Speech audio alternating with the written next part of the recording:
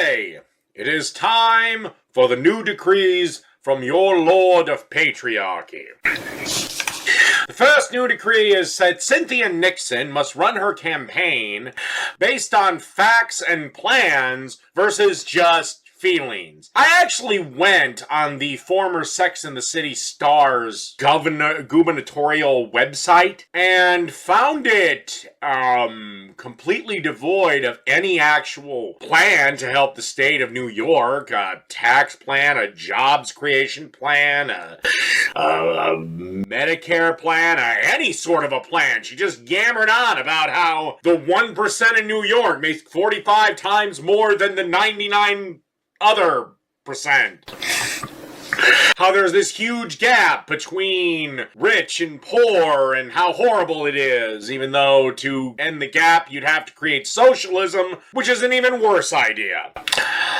How the inner city schools are pipelined to prison for some reason, which isn't exactly true.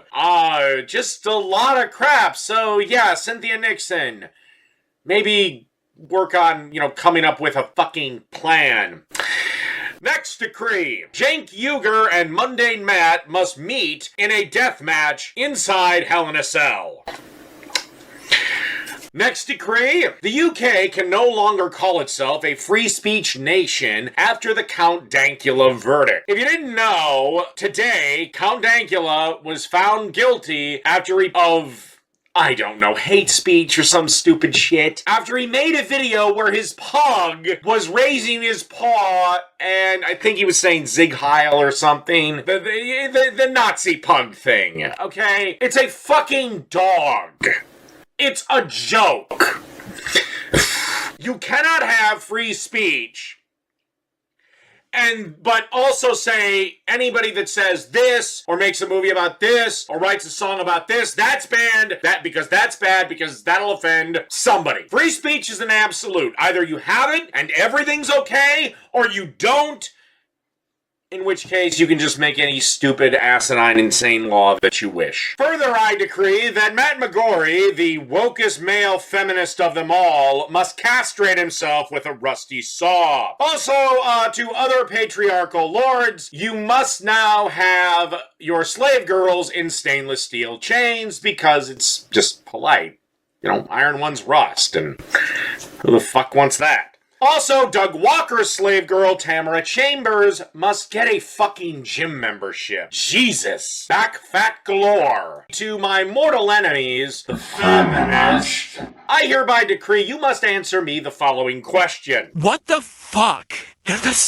Is checking myself, and what the fuck does it do? Because all I know is that it pisses me off almost instantly. And also, the feminists must accept this decree, because apparently we live in a patriarchal society where, I'm a lord of patriarchy, so apparently my word's law, so yippee for me.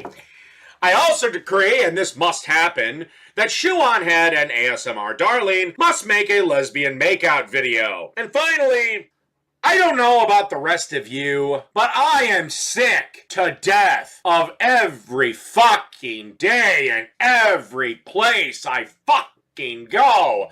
I have to see the goddamn royal family. My Twitter this morning was blown up because that Meghan bitch and Prince Gingerfuck, they're not going to have the traditional fruit cake at their wedding. Oh no, they're going to have some lemon cake thing. Look, unless it involves Kate Middleton eating the fucking cake out of Meghan's pussy, I don't give a shit. Hello. So Roseanne's show's been canceled amid some tweets that she gave that, in reality maybe were not the nicest or smartest things to do. But here's my fucking problem with the world that we live in today, that we have to destroy somebody's career merely based on the words that they choose. Listen up, all you millennial crybaby, asshole, douchebag, dipshit, cocksucking motherfuckers. Words do not hurt. Words cannot hurt. They are just words. They are simply sounds coming from my fucking mouth. The only way words can actually hurt another person is if the other person that hears those words lets the words hurt them.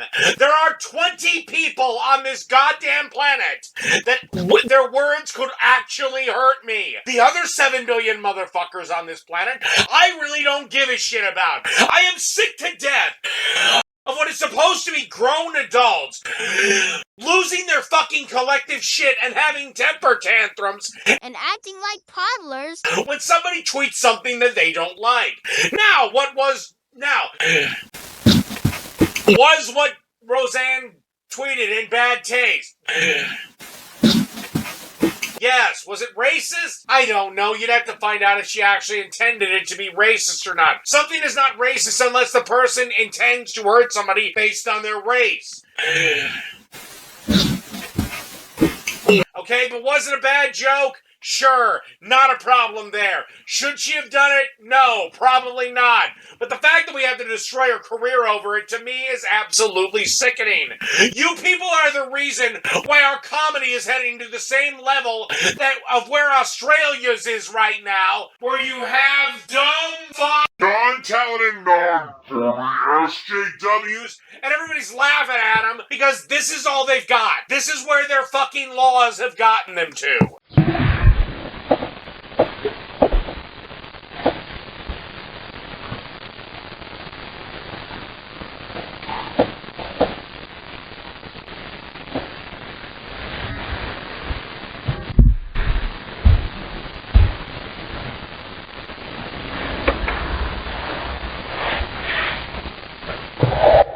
Now, do I want to see Roseanne back on the air? Actually, no, I don't. ABC is a private company. They can do whatever in the flip and fly and fuck they like, okay?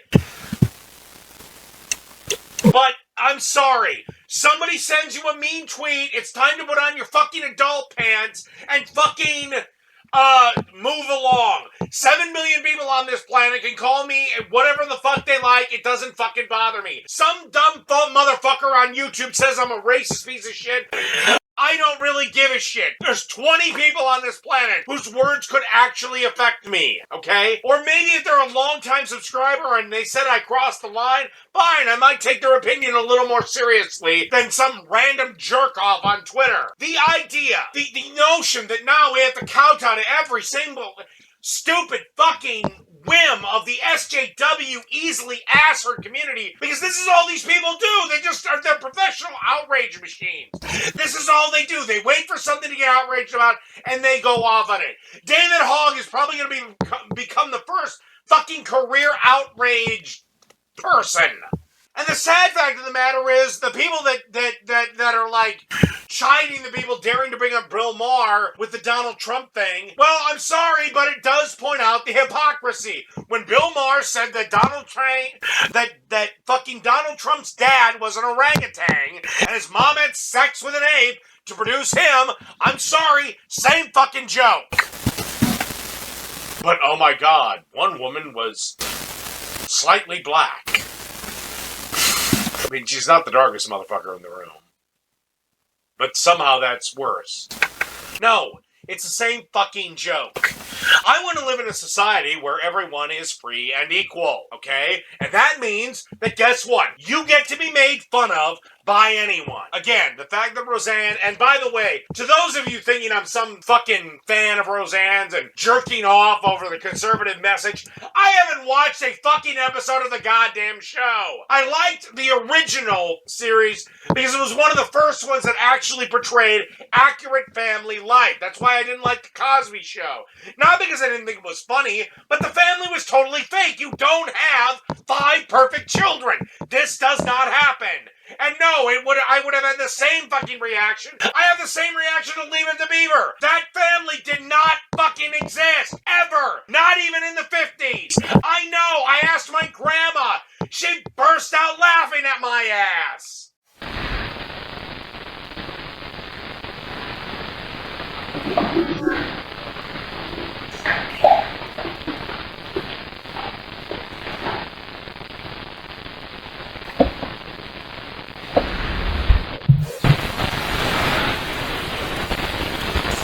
Not even in the 50s. I know.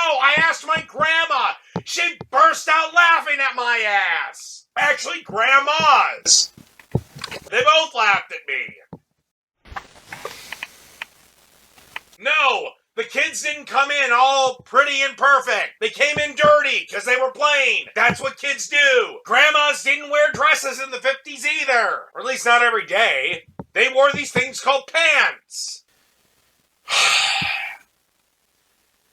To end this, we have to grow up. A tweet is meaningless. Words do not fucking hurt. It's time for America to grow the fuck up and stop thinking that, you know, this moral outrage is the right way to go. Because it's not. Again, words don't hurt unless you let them. That is the only way they hurt. If you ignore them, you take away all their power. Hello. Okay, so I thought I'd do a little bit different of a video for everyone today. I'm going to do a book review. This is Stephen King's Elevation. It is his latest novel. Basically, I'll give you a real simple version of the plot of this book. It's about 147 pages, so I can't really give detailed instructions because I'm going to spoil the whole fucking book for you. Basically, what happens is there's this guy named Scott, and he's losing weight for an unknown reason. And there's also two lesbians that moved in next door to him. Lesbian. And basically, he tries to be a little friendly with him. They're very standoffish. The rest of the town is standoffish with the lesbians. Lesbians. Scott does try to bridge the divide. Something important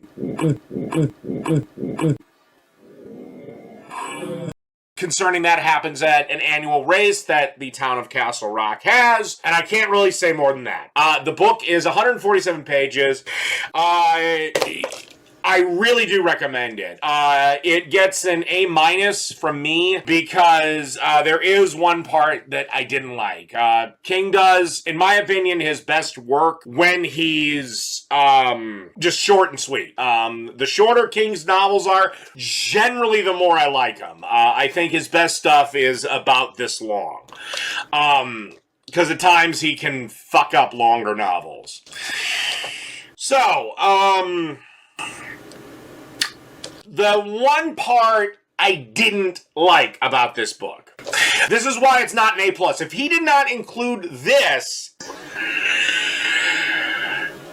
in his novel, then I would have given this A+.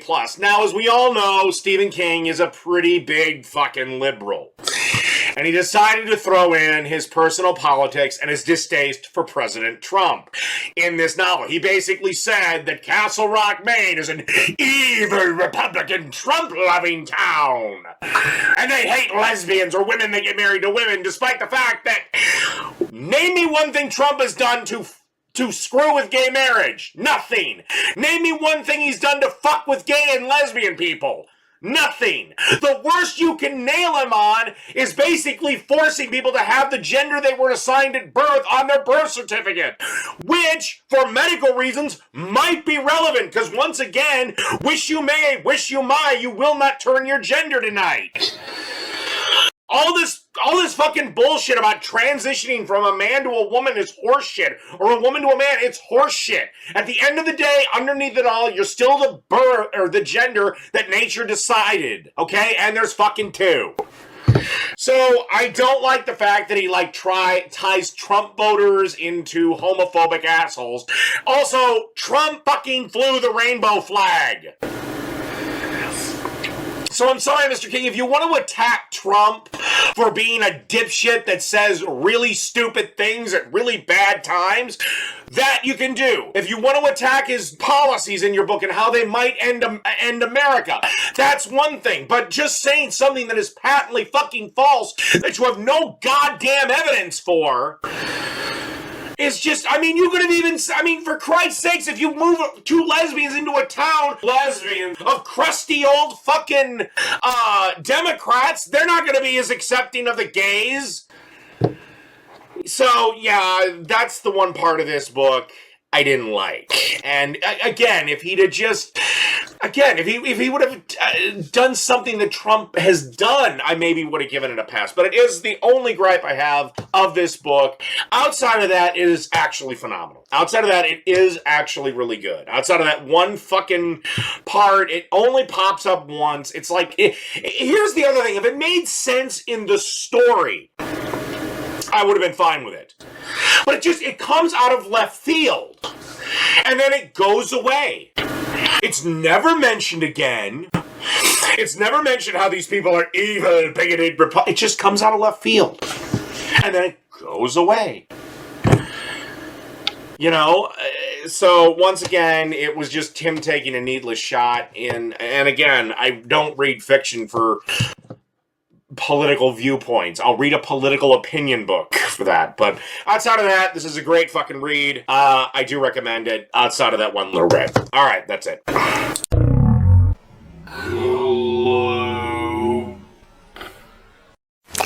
No document in world history so changed the world for the better as did the Ten Commandments. Western civilization, the civilization that developed universal human rights, created women's equality, ended slavery, created parliamentary democracy, among other unique achievements, would not have developed without them.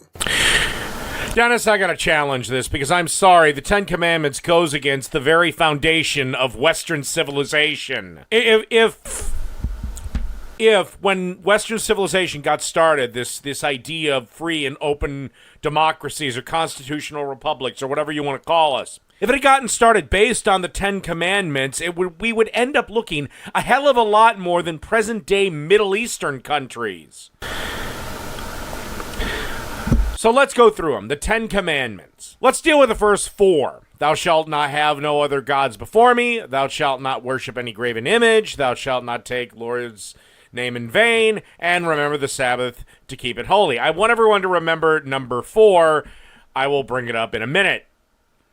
The first 4 of these, Dennis, flies in the face of one of the cornerstones of at least this country's founding document, the separation of church and state. The only way that these 4 become laws is if we do away with the First Amendment. You don't have to worship any graven image, but you have no right to tell anyone else that they can't worship a graven image. Also, what constitutes a graven image? Guy A may call Lucifer a graven image, while Guy B may call a cow a graven image. Guy C may see eating steak as sacrilege. So I'm sorry, Dennis, but unless you want to throw away the cornerstone of the whole frickin' fucking American experience or the American experiment, sorry, these 4 kind of got to go. So 4 of the 10 commandments don't work with Western civilization. Number 5, honor thy father and mother. Okay, well, parents are like any other group of people. They're kind of, they kind of have to earn their child's respect. Now, a lot of parents do earn their child's respect, but what about the parents that are fucking their kid? I don't think they're worthy of respect. And honor them how? Like what? Buy them a bottle of scotch? Buy them presents? Like what? Number 6, thou shalt not kill. This is one of the 3 laws that are actually up there. Of course, murder's illegal in Western civilization, but murder has been illegal in every civilization, stretching long before Christianity and long before Judaism. I don't believe there's a civilization, with the possible exception of the Aztecs, that was built upon murder being A-okay, even though their murder was in a religious ceremony. Also, I hate to bring this up, but Dennis, I'm sure you would agree that if somebody sees their neighbor mowing their lawn on the Sabbath, they probably shouldn't do the punishment prescribed in Exodus, which is walk over to your neighbor's backyard, say you're mowing on the Sabbath, pull out a gun and shoot him in the face. So thou shalt not kill, except if somebody's breaking the Sabbath, in which case, fuck him. Thou shalt not commit adultery. Nice idea, but, I hate to say this, a lot of families that love each other have been started by adultery. Look, I'm sorry, people fall out of love with each other all the time. Thou shalt not steal. This is the second law that actually is on the books.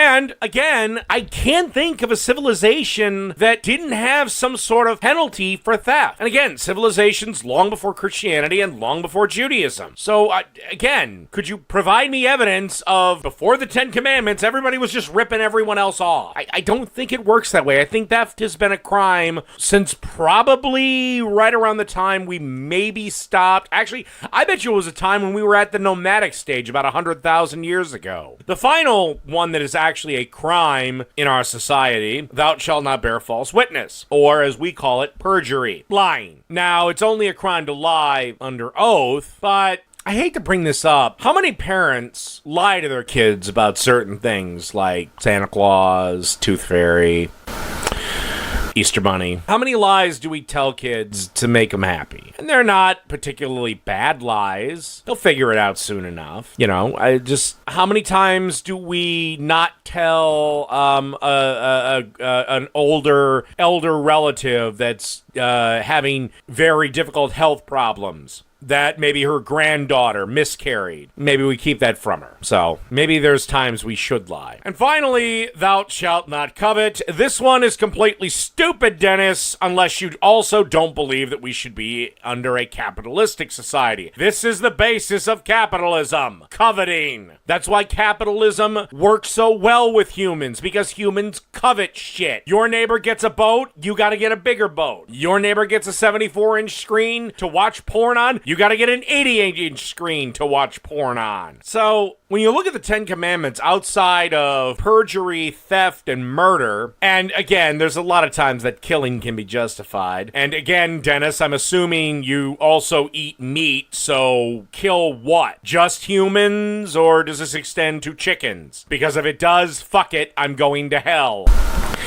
So, but as you can kind of see, the Ten Commandments have very, if anything, to do with Western civilizations. And the three that do, they've been around in almost every civilization since we started the whole civilization thing. When we stopped being hunter and gatherers. And I would humbly submit that at least two of them, killing and stealing, were probably no-nos when we were hunter-gatherers. So Dennis, if you're going to say that Western civilization is based on the Ten Commandments, I would say I'd love to see your evidence. I do know you have 10 videos, and maybe I'll go through them if the audience would wish it.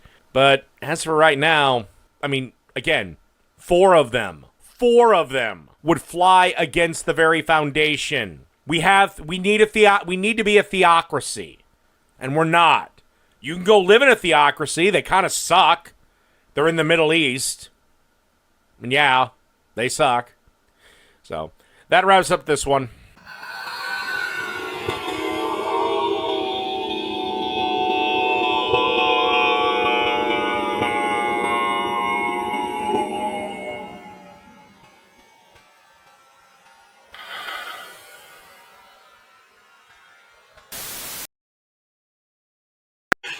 Okay. Possible last video of the day. We'll see. There is one I really want to get to, but I got some other shit to do. Got a shower to take.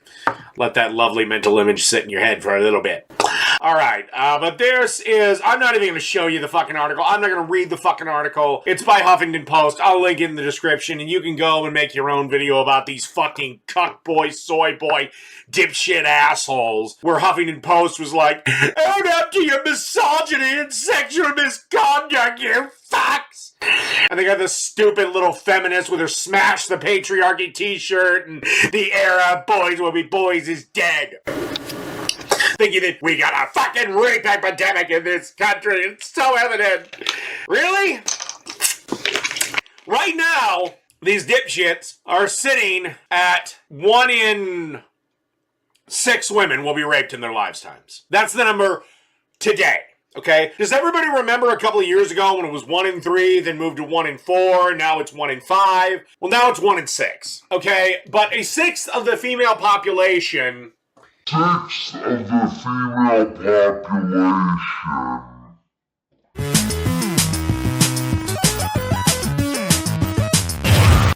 in America is about 26 million women.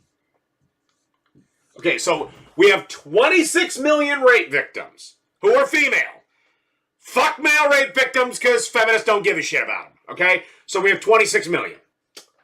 We have, on average, over the last 20 fucking years, about 100,000 rapes in this country, and this is me being nice with the number and making it somewhat high, believe it or not. Most of the time it is below 100,000. It's in the 90s to 80s, but lately an uptick has started, unfortunately, and a couple of years in that time there was it was higher. About I think the highest was 118. So I just said for a nice round number, even though it puts it higher, is 100,000. Now this is higher than probably what the actual average is. Okay?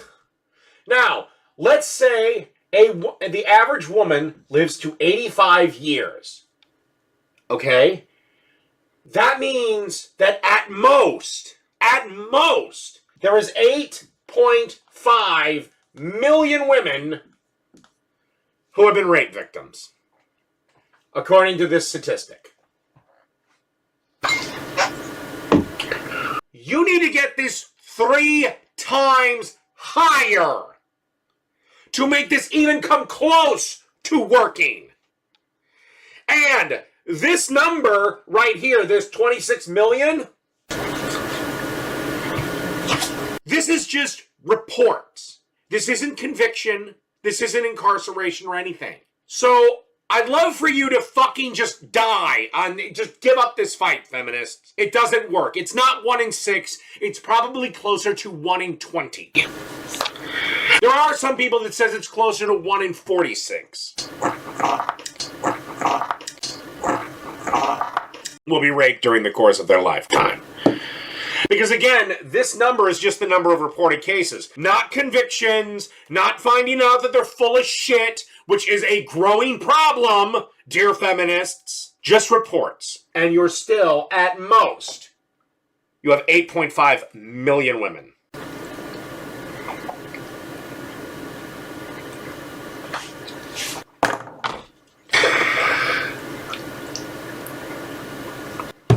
I mean, hold on. Just for the sake of clarity, hold on. I'm gonna pull up my calculator and let me type in 100,000 times 85. 8.5 million. You need that 3 times higher to get close to the number of women that would be needed if this 1 in 6 stat were true. So how long is it going to be, feminists and SJW and progressives who keep losing ground in the culture war, before you go to 1 in 7, 1 in 9, 1 in 8, 1 in 9, 1 in 8, 1 in 7, 1 in 9, 1 in 7, 8, 9, and maybe how long is it going to be before you actually start looking at the effects and the damage caused by a false rape accusation? How about that? All right, that ends this one. Okie dokie, this is a Patreon request. This is freestyle rap battle translated. This is some guy named Hydrogen versus Boost. I'm not the biggest fan of rap. Apparently this thing got like 4 million views, so I guess I'm just going to react to it. Good evening. I would like to begin by introducing myself. My name is Hydrogen, and I come from a low-income neighborhood where life is not very comfortable. I've stolen many things and been involved in many altercations, most of which have ended in gunfire. In addition to this, I have had sexual intercourse with a great number of the opposite sex. In contrast, and despite the lack of legitimate evidence, I believe you to have been involved in a fair amount of homosexual activities. Activities I and my companions look down upon.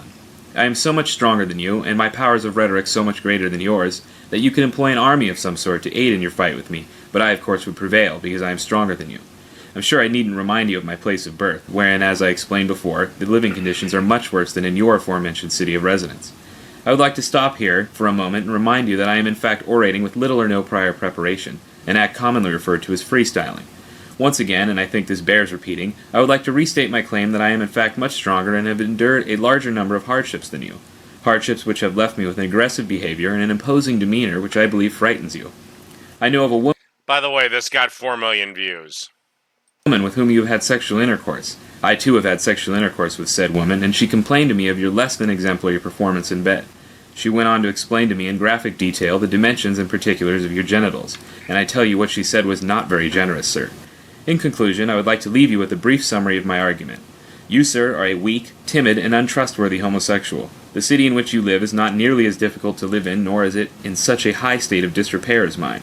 I am the superior monologist in this debate, and any claim to the contrary will result in physical violence and perhaps even death.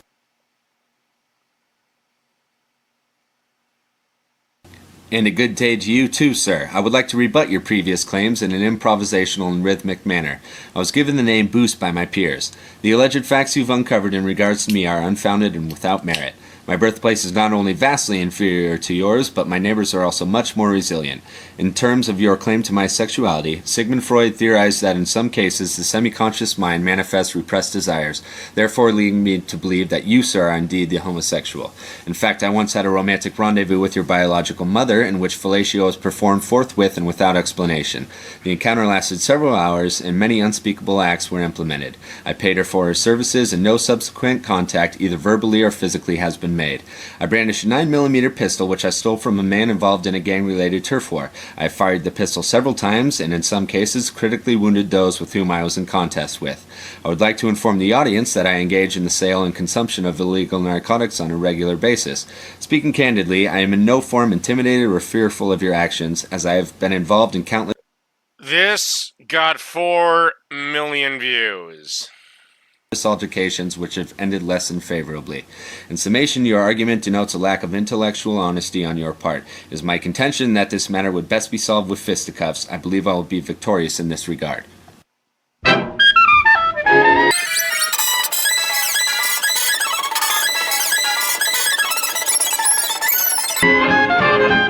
Okay.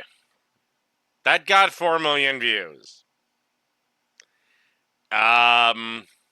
I guess that's my reaction to it.